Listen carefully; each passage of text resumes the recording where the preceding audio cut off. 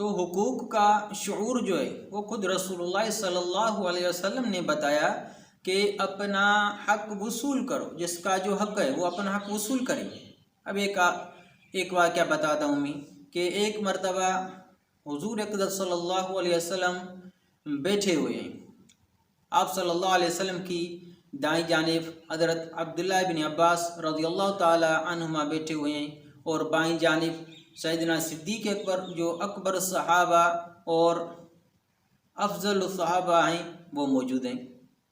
اب دائیں جانب جو ہے وہ ایک چھوٹا بچہ ہے، 12-13 سال کا بچہ ہے، وہ بیٹھا ہوا ہے۔ تو کسی نے رسول اللہ صلی اللہ علیہ وسلم کی خدمت میں ایک مشروب پیش کیا، ایک پیالہ پیش کیا مشروب کا، تو آپ صلی اللہ علیہ وسلم نے پیا اور چند گھونٹ جو ہے وہ بچ گئے، یا آپ صلی اللہ علیہ وسلم نے خود بچا لیے۔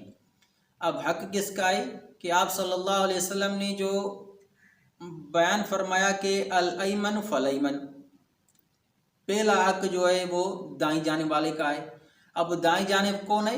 سیدنا عبداللہ بن عباس رضی اللہ تعالیٰ عنہ، جو کہ چھوٹا بچہ ہے، 12-13 سال کا بچہ ہے۔ جب حضور اقدس صلی اللہ علیہ وسلم نے اس جہان کو چھوڑا تو 15 سال کے تھے۔ تو یہ چھوٹا بچہ بیٹھا ہوا ہے، اور میرے حضور اقدس صلی اللہ علیہ وسلم کا دل چاہ رہا تھا کہ یہ جو بچہ ہوا ہے میں سیدنا صدیق اکبر رضی اللہ تعالیٰ عنہ کے دے دوں، لیکن حق کس کا ہے؟ حق ہے عبداللہ بن عباس رضی اللہ تعالیٰ عنہ کا۔ تو آپ صلی اللہ علیہ وسلم نے سیدنا عبداللہ بن عباس جو رسول اللہ صلی اللہ علیہ وسلم کے چچا زاد ہیں، حضرت عباس کے بیٹے ہیں، تو آپ صلی اللہ علیہ وسلم نے حضرت عبداللہ سے پوچھا کہ عبداللہ، یہ پیالہ جو ہے تھوڑا سا اس میں بچ گیا ہے، کیا میں یہ صدیق اکبر رضی اللہ تعالیٰ عنہ کو دے دوں؟ تو عبداللہ بن عباس رضی اللہ تعالیٰ عنہ نے انکار کر دیا اور رد کیا کہ اللہ کے رسول، یہ آپ کا تبرک ہے، اس پر میں کسی اور کو ترجیح نہیں دوں گا، میں یہ نہیں چاہتا کہ یہ آپ کا تبرک جو ہے وہ کوئی اور پیے، یہ میں ہی پیوں گا۔ تو آپ صلی اللہ علیہ وسلم نے اس کو دے دیا۔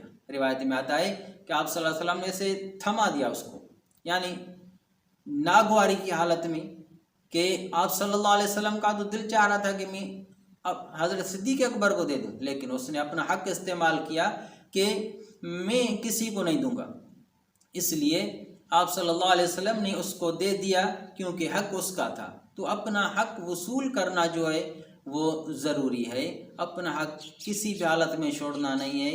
اپنا حق کسی کو اپنی مرضی سے اگر کوئی دیتا ہے تو اور بات ہے، لیکن اپنے حق کے لیے لڑنا بھی چاہیے۔ السلام